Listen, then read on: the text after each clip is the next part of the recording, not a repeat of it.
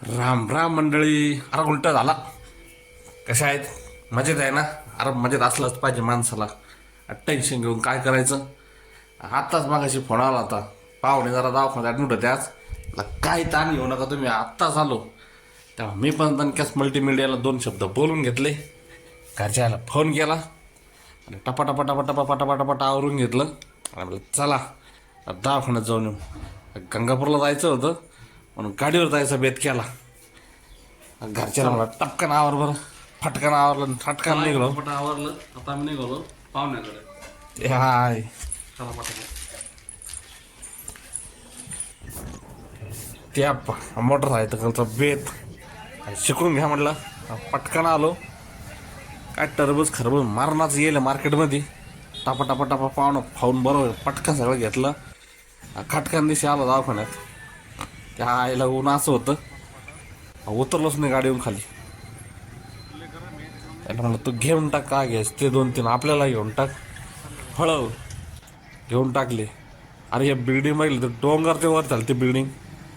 सगळा कचरा चक्रायला लागला बिल्डिंगच्या पायऱ्या पाहून. मग काय पाहुणे भेटले. टपाटपा आपल्या गावठी पद्धतीनं डाटा ट्रान्सफर करून घेतला.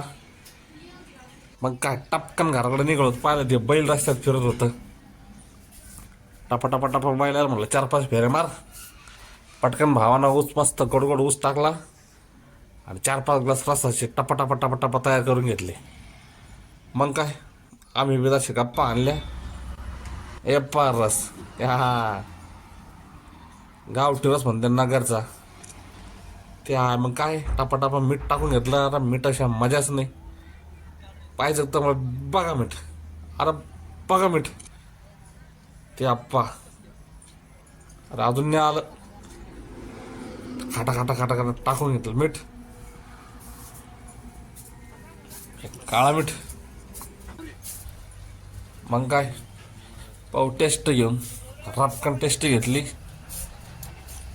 अरे आज सरच झाला ना तो. तर काय सांगू तुम्हाला, पटकनचा पण गंगापूर फाट्यावरती स्टॉल येतो. असं 1 नंबर रस आहे. काय करते मशीनच्या रसाला.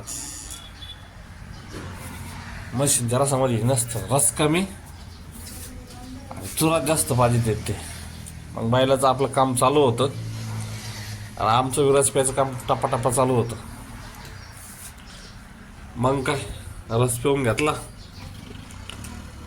पैसे तर द्यावं लागेल. मग काय विचारत येऊ नाही, फोन पे चालत नाही भाऊ आपल्याकडं. मग आपल्याकडं दुसरा मार्ग होता ना. काय टपकन भाज्याकडे गेलो. खेचून गांधीची काढले. त्याला म्हणलं बोललो रो किती झाले.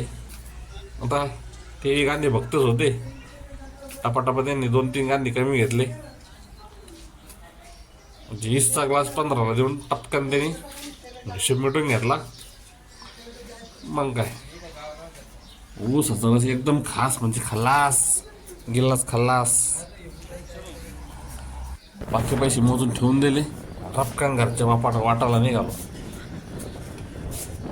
ऊन तास पडलं होतं. असं काय हिटर फुटलं होतं. मग काय कोर मस्त घेऊन टाकलं ज्यूस. मस्त गाडी सावलीत लावली.